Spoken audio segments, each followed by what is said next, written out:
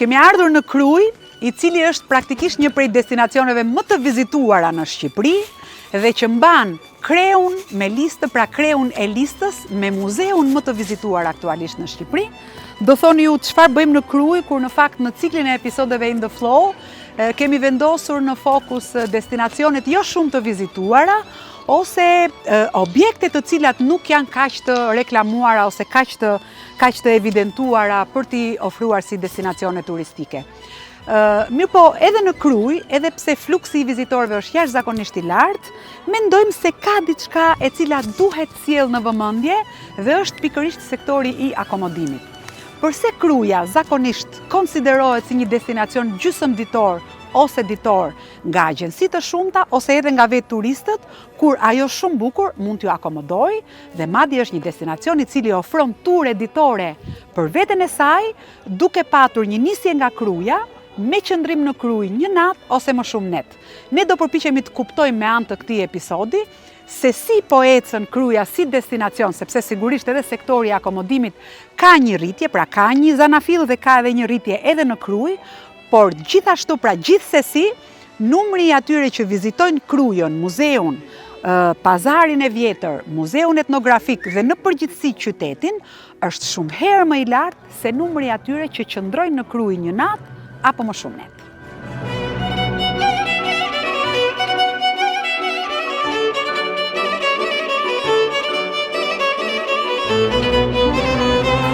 Unë mendoj që duhet kesh një krenari të ligjshme që je drejtuesi i muzeut më të vizituar në Shqipëri. Po, faleminderit, dita ka qenë e lodhshme, po me një krenari që është e natyrshme, sepse kemi pritur 1000 vizitorë vetëm sot.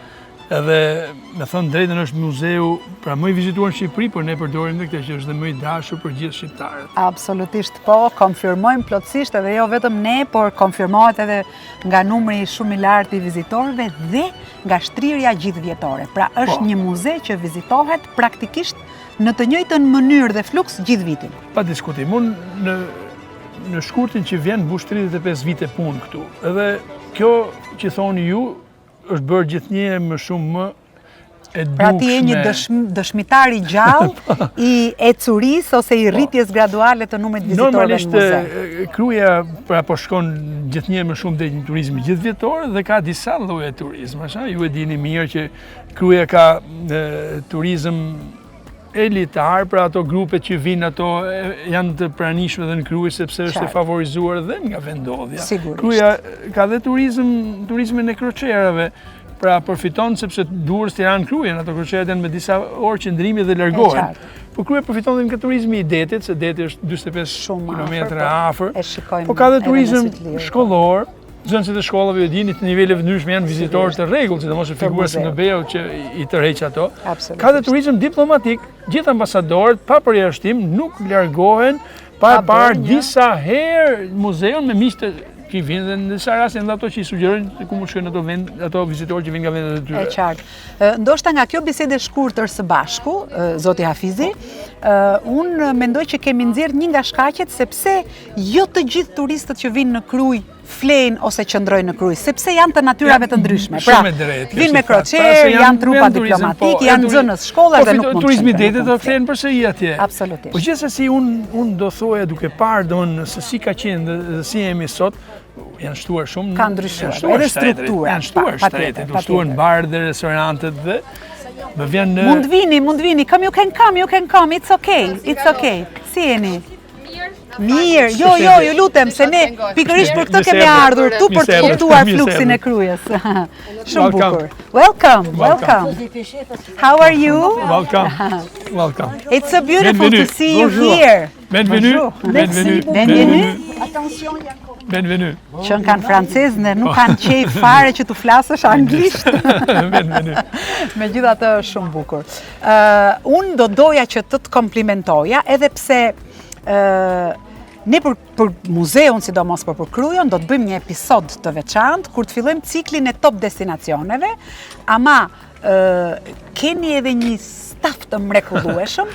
Muzeu, edhe pse shumë i vizituar, është një prej muzeve me performancën më të mirë në rrjetet sociale, ka vazhdimisht aktivitete që i prezanton bukur. Faleminderit shumë, unë për t'u bashkangjitur 100% asaj që ju thatë, unë ka rast ku i them që nuk ka nevojë për drejtor, gjithë secili pra bën. Është shumë e vërtetë, bën shumë mirë punën. Jo një punë, po bën disa punë. Keni staf të mrekullueshëm që unë kam ardhur personalisht dhe i kam parë, i kam ndjekur me vite ashtu si edhe ju, me vite dhe di që vërtet është një prej stafeve më shembullore në të gjithë infrastrukturën muzeale. E bën më të lehtë funksionimin, po angazhimi duhet jetë maksimal gjithë ditën. Nga njëherë unë them që duke qenë se ushtuar ka shumë numër, ne vetëm një muaj 28.200 kemi patur vetëm me gusht. Pra dhe shtatori shkon për afërsisht saj, edhe janë muaj me shumë. Të menaxhosh një fluks kaq lart nuk është pak. Nga njëherë them që edhe eksperjenca duket jo shumë e mjaftueshme për ta përballuar, sepse duhet ti menaxhosh me kujdes, po pastaj krahas ne dje kemi pritur 400 nxënës nga Kosova, vetëm dje. Sigurisht. Po këto 400 si të mos ndjeheni krenar dhe mirë ju për t'i pritur dhe ku keni lodhje ju për këtë? Jo, lodhje s'bëhet fjalë për lodhje. S'bëhet fjalë, vetëm angazhimi është maksimal, tërheqja vëmendjes është shumë e fortë dhe unë e përdor me siguri këtë shprehje që ne do kemi vizitorë nesër, kemi punuar shumë mirë sot. Patjetër. Kjo është e sigurt, pra, nuk i shikoj vizitorët si të rastishëm, është e sigurt që do vinë të tjerë nesër, sepse ato që ikën sot ikën me përshtypje shumë mirë, ashtu si ju thoni. Pra është grupi dashamirësve të muzeve që flasin mirë për ne dhe ne na mbetet që mos t'i zhgënjejmë, ne na mbetet që t'jemi gjithmonë të karikuar fort për t'i pritur me kulturë, me profesionalizëm, me ambientet pasta të rregullta. Ashtu siç edhe ju thash, ne do bëjmë një guid të plot për muzeun, edhe pse unë mendoj që nuk është e nevojshme, por ne do ta bëjmë për ta vënë në panteonin e listës së top destinacioneve. Duhet bërë dhe kjo, pavarësisht se ju sa bukur si e thoni që pra mund mos jetë edhe është e nevojshme. Dhe ne kemi nevojë që të ngjojmë kështu komplimenta, të ngjojmë fjalë të mira. Unë vazhdimisht i referohem librit të përshtypjeve të vizitorëve dhe aty njerëzit shënimet i lejnë në mënyrë të lirshme, nuk i dikton kush çfarë do shkruajsh. Edhe vazhdimisht gjej gjëra shumë të bukura dhe ja transmetoj dhe personelit, pra që gjithmonë ato të jenë gjithmonë të kujdesshëm, të vëmendshëm, të gatshëm për të pritur ato vizitorë që mund të vinë me mendime shumë të mira se dikush i ka sugjeruar, po të na gjejnë atë në nivel të mënë për herë. Ju falenderoj shumë zoti Megliu dhe do të shihemi patjetër në episodin e ardhshëm për Krujën dhe për muzeun. Faleminderit juve, gjithmonë është kënaqësi domosdoshmë që të bashkëbisedojmë. Punë të mbarë dhe me krah të lehta. Për njëjtin qëllim. Faleminderit shumë.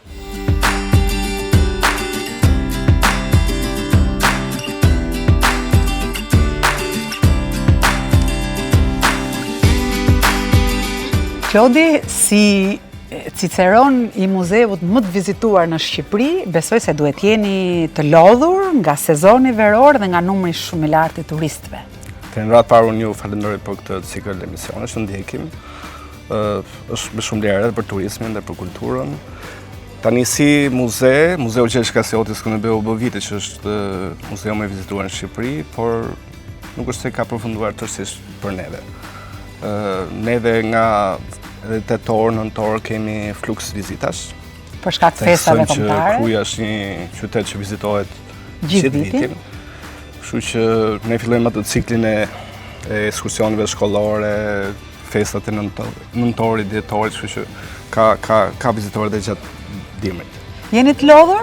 Jo, se normalisht jeni të kënaqur. Ne këtë vit kemi rritje vizitueshmërie, pra përgjithsisht turizmi kulturor ka shifra më të larta, por ne mendojmë që duan fund vitit të dy muzeet bashkë me Muzeun Etnografik superojnë shifrën 210.000 vizitorë. Këtë vit? Si ka evoluar nga viti në vit? Ka rritje, viti kaluar pat një rritje më theksuar, pra se par vjet, por edhe këtë vit ka, po themi, 20.000 vizitorë më shumë. Më shumë. Është sigurisht është natyra e muzeut, pra që është e lidhur me emrin e herojit kombëtar, është e lidhur me përkatësinë, atëherë nuk është bashkëdetarët, shqiptarët, pra Kruja ka turizëm tjetër, sepse ka dhe pjesën e turizmit patriotik. Pra janë dhe shqiptarët e gjitha trevave që vizitojnë muzeun, por vlen theksohet që ka një trend në rritje të turistave të huaj. Që është shenjë shumë e mirë. Raporti Muzeun Skënderbeu është paga shumë 50% me 50% turistë huaj vendas, dhe Muzeu Etnografik është me theksuar shifër më lartë e turistëve të huaj, por shohim që nga vitin vit ngushtohet raporti mes Muzeut Etnografik dhe Muzeut Historik. Jo, po themi që rritet për shumë numri i turistëve të huaj. Si mendon ti për shembull, pse numri i atyre që vizitojnë muzeun historik dhe atyre që vizitojnë muzeun etnografik ka sërish një diferencë goxha të madhe? Muzeu Etnografik sapo u hap pra vitin e kaluar dhe ne kemi vënë një tendencë edhe gjatë muajit shtator parashikohet të vizitohet mbi 5.000 vizitorë, pra ka një rritje theksuar në muajin shtator Muzeu Etnografik, kështu që ne jemi optimistë që vitin e ardhshëm do ketë një trend rritës, kështu që sepse ndikojnë shumë reviewsat, po themi. Po, patjetër. Duhet që nëse ishin mbyllur një farë kohe, po themi kishte edhe reviewsat që vinin vizitorë që gjenin mbyllur të linin një reviews negativ. Tani si duket po e merr veten. Kështu që mbi 30.000 është shifra e kënaqshme edhe për Muzeun Etnografik. Duhet keni një krenari të lishme ju të stafit të dy muzeve, domethënë sepse Kruja është aktualisht, le të themi, përmes muzeut është destinacioni më i vizituar në Shqipëri. Normalisht ne jemi staf goxha i vjetër, pra unë jam ndër personat që kanë filluar më vonë, në vitin 2005.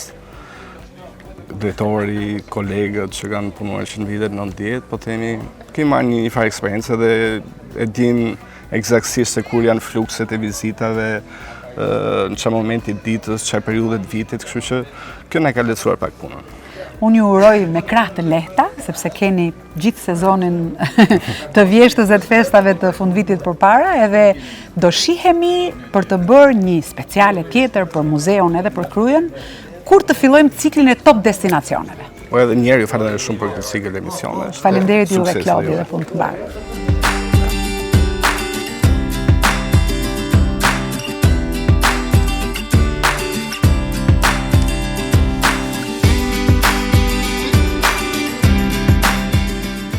Olsi Pengili menaxhon sot një prej strukturave më të spikatura të akomodimit, që kombinojnë shumë bukur trashëgimin kulturore vënë në shërbim të akomodimit, që është modeli i hotelit të shpërndar, ose me qenë se origjina e kësaj formule na vjen nga Italia, quhet zakonisht albergo diffuso.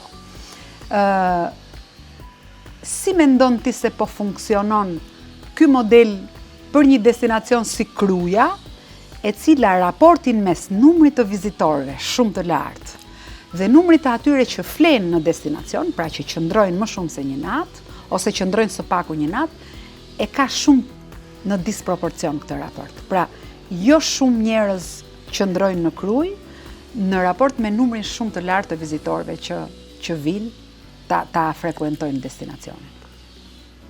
Po, si që theksove, ne implementojmë një projekt të ri, edhe emri është cilësuar Kruja Albergo Diffuso, se normalisht struktura, modeli është italian, nga edhe ne kemi marrë pjesën e frymëzimit, në bashkëpunim me partnerët tanë, po konsiston në promovimin e vlerave autentike lokale të zonës. Edhe në pjesën e brandimit që kemi bërë me dizajnin tonë është Kruja Albergo Diffuso. Kruja është pjesa primare dhe ajo që është emri i destinacionit. Modeli pastaj edhe siç e thatë, edhe me lobimi që është bërë me shqetësi, fatmirësisht Ministria e Turizmit e njohur në ligjin për turizmin ka një nga strukturat akomoduese, siç janë edhe modelet e tjera, hotele, bujtina apo strukturat të tjera. Në realitetin shqiptar, unë them që ky është një model shumë i vlefshëm për të ruajtur atë që ka ngelur në këto 30 vite famshëm tranzicion që cilësojmë ne, pa u shkatruar nga ne. Dhe ky është modeli që na ndihmon t'i ruajmë e t'i rivitalizojmë këto vlera trashëgimisë kulturore, edhe t'i përkthejmë në vlera edhe ekonomike, duke i rigjallëruar këto zona, edhe duke sjellë edhe zhvillim në këto zona historike, që do e bëj edhe më të kollajt pjesën e restaurimit apo revitalizimit të zonës, duke kthyer shpresë në për këto zona një pjesë tyre dhe të braktisura. Që janë të braktisura, po. Kryesisht, ky cilësohet të jetë pra modeli më ideal, i cili ruan raportet ose balancat mes trashëgimisë biznesit, turizmit të qëndrueshëm mbi të gjitha, pra që në vetvete edhe turizmi i qëndrueshëm, këtë ka për qëllim që të vendos trashëgimin lokale dhe kombëtare në shërbim të komunitetit duke i ofruar përmes turizmit. Dhe modeli hoteli shpërndar duhet jetë pra një shtëpi që tjetë trashëgimi historike. Mundësisht monument kulturor, por jo domosdoshmërisht, sepse e vendosur në një zonë historike, të ketë një moshë të caktuar sa më të vjetër, pra 50, 70, 100 vjeçare e më shumë. Një shtrirje, domethënë, të zonës ku ndodhen këto deri në 300 metra larg me njëra tjetrën, domethënë që të jenë një shtrirje organike. Në Itali ato e zbratën nëpër këto lagjet e vjetra. Modeli me shtrirje vertikale, pra që të jetë një shtëpi dhe jo shtrirje horizontale. Pjesë, domethënë, një modeli tipik vertikal, tradicional, po kjo organike që bëhet një lagje apo një zonë që është aty ndër vite, ndër shekuj, thjesht ajo jep një koncept revitalizimit, e rigjallëron, edhe thash duke marrë dhe balancën, kjo është shumë e rëndësishme. Do të thotë që të marrë një balancë të pjesës të shërbimeve që shtohen, po të qëndrueshmërisë, po shërbimeve që shtohen duke përfshirë akomodimin mbar restorantet, po duke mos cënuar autenticitetin e zonës, lagjes, ku tjetë edhe një bërthame mirë e personave lokal që aty vazhdojnë jetën normale. Pra, duke u përpjekur që të ofroj çdo aspekt të mikpritjes, të pajisur ose të dekoruar, le të themi, me elementët e trashëgimisë dhe elementët e këtu konsiston, ideja, domethënë, siç ndodh në fakt, siç ka ndodhur me rivitalizimin e kësaj banese që ju e keni kthyer në Kruja Albergo. Ofrimi i shërbimit, domethënë akomodimit pranë shtëpive ekzistuese, po në nivel shërbimi standardit të hoteleve. Kjo është pjesa, domethënë, që ndryshon nga modeli guest house, bujtinave. Pra të jetë një hotel i nivelit të lartë të akomodimit. Në mënyrën e ofrimit të shërbimit. Kjo bën diferencën me bujtinat tipike shqiptare. Të cilat edhe mund të çalojnë për nga ana e standardeve ose hyjeve, por janë të kuptueshme sepse në atë rast ti po ofron mikpritje si një shtëpi, kurse këtu je një shtëpi në versionin e një hoteli. Kjo është, domethënë, që bën diferencën, po. Dhe unë mendoj që duke pasur parasysh edhe atë që në gjuhën e turizmit i themi feedback, pra në listën e gjatë të përshtypjeve, Kruja Albergo Diffusa është cilësuar shumë lart, që do të thotë që e ka zbatuar ekuilibrin e qëndrueshmërisë dhe të ofrimit të elementeve të kjo mund të ketë qenë ideja që trashëgimisë. Kam qenë dhe unë fanatik i kësaj pjesë dhe është bërë kjo rakordimi ose koordinimi më i mirë kësaj gjë. Edhe unë e kam kuptuar edhe duke e prekur. Shtetë gjë në parim ja kam pasi koncept, po edhe duke e prekur, domethënë, pjesën që të elementet sa më detajuar, domethënë, dizajnit apo elementeve që kemi fut dekorativ, që janë element, domethënë, gjithçka të zonës, të përshtatur krejtësisht trashëgimisë. Domethënë, ne kemi pas një feedback goxhat të kënaqshëm, domethënë, kemi ofruar që nga 2023-shi, rreth 5 vite në restaurim, po feedbacku çdo vit përmirësohet, në pjesën e përshtypjeve, në rritjes të numrit të klientëve që kemi pranë në strukturës tonë. Në shtimin e elementeve të trashëgimisë që i bëni her pas here, në zgjerimin e kapacitetit. I pjesë e mirë e klientave, edhe me promovimin që po ndodh mas pjesës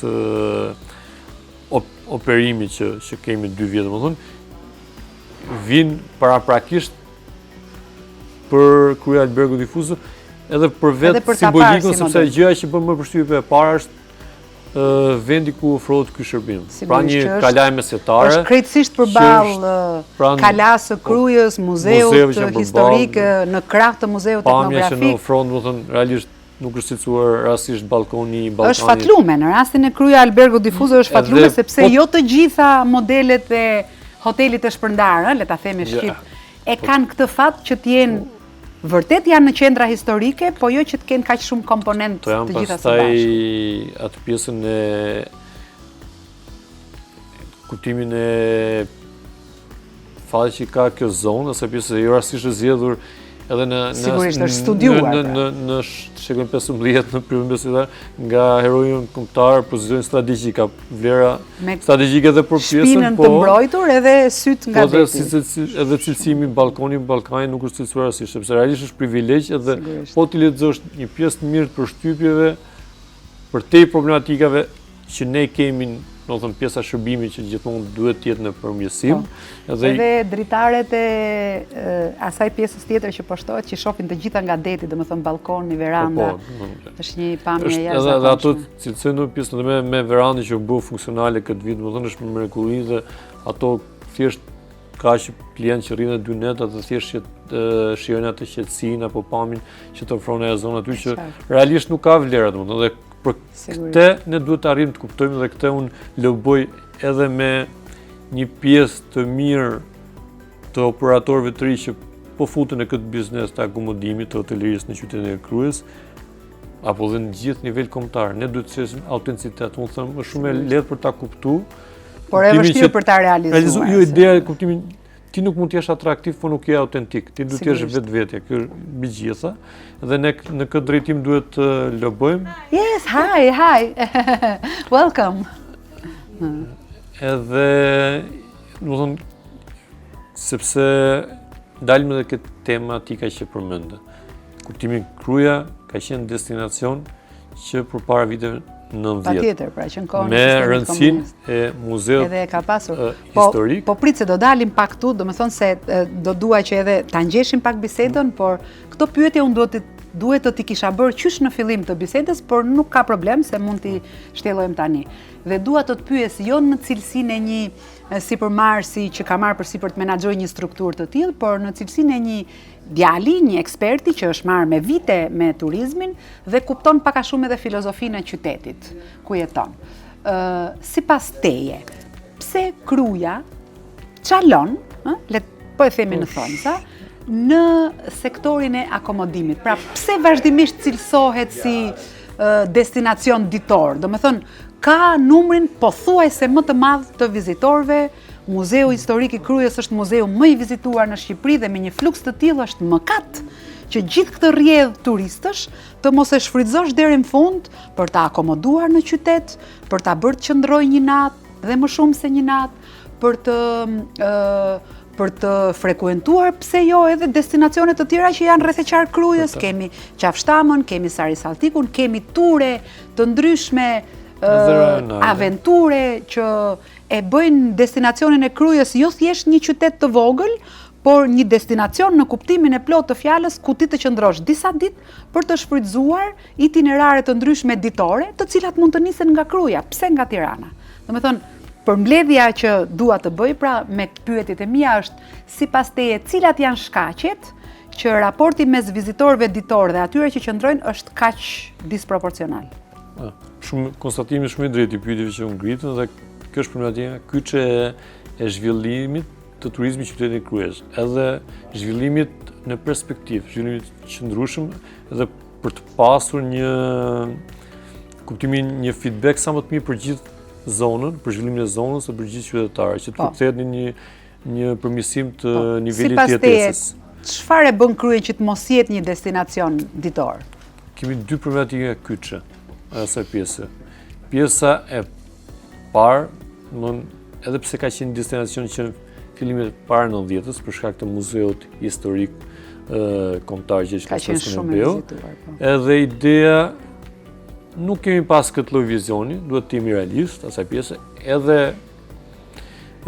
duke qenë shumë afër në shtrirje gjeografike me Durrësin, me Tiranën, ku hoteleria atje ka qenë zhvilluar më përpara, po edhe ne si kryetar nuk kemi treguar vizionar që ta kishim kap në fillim, ta kishim kap këtë pjesë në fillim të 90-s, edhe të kishte pas ky lloj vizioni që ky qytet duhet të kishte marrë, domethënë të ishte ngrit mbi perspektivat e historisë, sepse është simbolik për gjithë shqiptarinë, dhe kjo është fakt, dhe është krenari.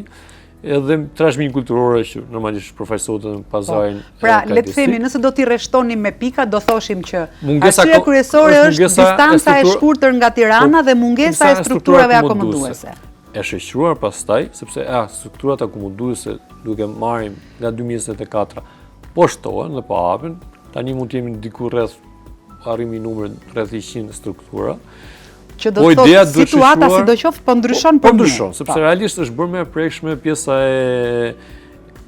e zhvillimit, e rritjes numrit të turistëve, normalisht është përkthyer një interes për të eksperimentuar dhe për të financuar, investuar në këtë lloj fushë, në këtë pjesë. Po kjo normalisht nuk ngel vetëm me kaq, dhe pastaj që vizitori të mund të qëndrojë më shumë se një natë, i duhet të përkthehet edhe me një paketë të mirëfill turistike. Që kjo nuk mund thuhet edhe për gjithë zonat tjera të Shqipërisë, po flasim për rastin konkret kryes, po takisht në të gjitha guidat profesionale, ndërkombëtare, po dhe platformat që bën pjesën e provimit turist shqiptar, kryeja identifikohet si paketë gjysmëditore. Edhe përkthehet në vizitën e 2 muzeve, pazarit vjetër, edhe pjesa e tyre kthehet në mbrapsht, duke marrë një përshtypje pjesë shumë të vogël, po.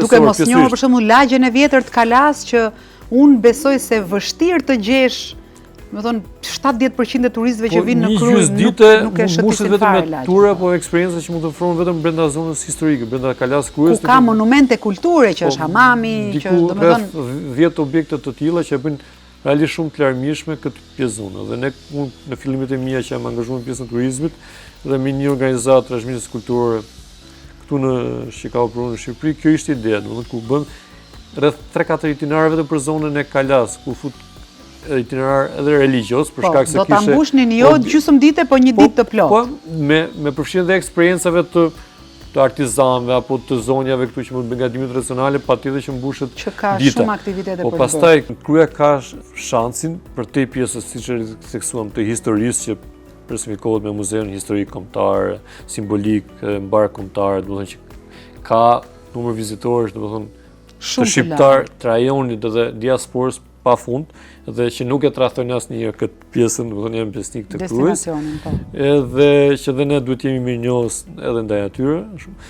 Pjesën e pazarit, trashëgimisë kulturore që normalisht shumë i pasur, edhe me problematikat e veta që shiko, pak a shumë ne kuptuam që në Krujë vizitohen muzeu historik, muzeu etnografik, bëhet një shëtitje këtu në këtë sheshin rreth e përqark, në pazar dhe iket. Ndoshta ata më guximtarët ose më kuriozët mund të bëjnë vetë, le të themi, ecejake brenda lagjes së Kalas, ku ka objekte të ndryshme kulturore, por të cilat nuk shpjegohen. Pra, ka guida që i shpjegojnë, ka guida që nuk i shpjegojnë fare. Unë do doja, le të themi që ti je në rolin e guidës për një turist që të ka ardhur në hotel. Ti ku do ta çoje nga Kryja nëse ai do vendoste të qëndronte disa ditë? Pra, çfarë mund të shikojë një turist kur vjen të qëndrojë, të flejë në Krujë? Se në qytet e morën vesh, rreth e përqark Krujës, çfarë mund të shikojë? Kjo është sfida e të ardhmës për ne si qytet turistik, edhe për ta thyer këtë pjesën e destinacionit gjysmëdietor, duke integruar përtej zonës qytetit dhe zonës historike, siç e them, duhet përfshirë patjetër pjesa e natyrës, eksperiencave, domethënë larg qytetit. Duke kur përfshihet parku kombëtar i Qafshtamës, si është privilegj që ne kemi, është vetëm 40 minuta larg, problematikat e rrugës patjetër që atje janë, edhe për njerëzit që janë larguar. Parku Qafshtamës. Thjesht është një destinacion që duhet vizituar dhe bashkë me liçenin e Bovillës, në kohën e pandemisë kanë qenë 2 destinacionet më të vizituara nga vizitorët vendas. Domethënë është privilegj që ne i kemi krejt natyrshëm, domethënë Kryja.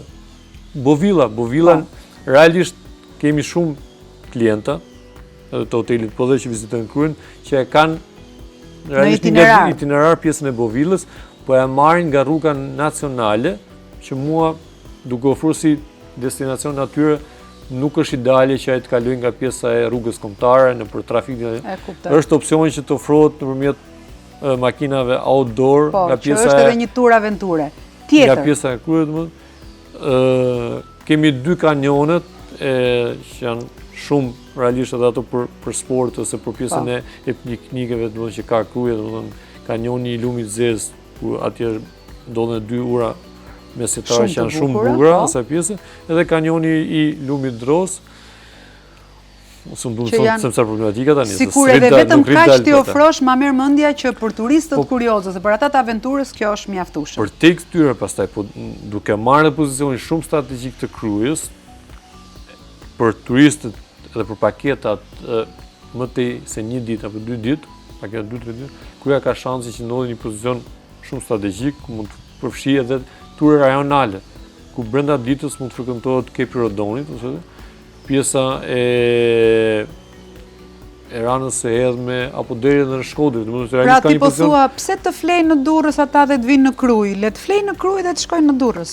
Do ishte shumë ndershme nga ana e këmbimit të eksperiencave turistike.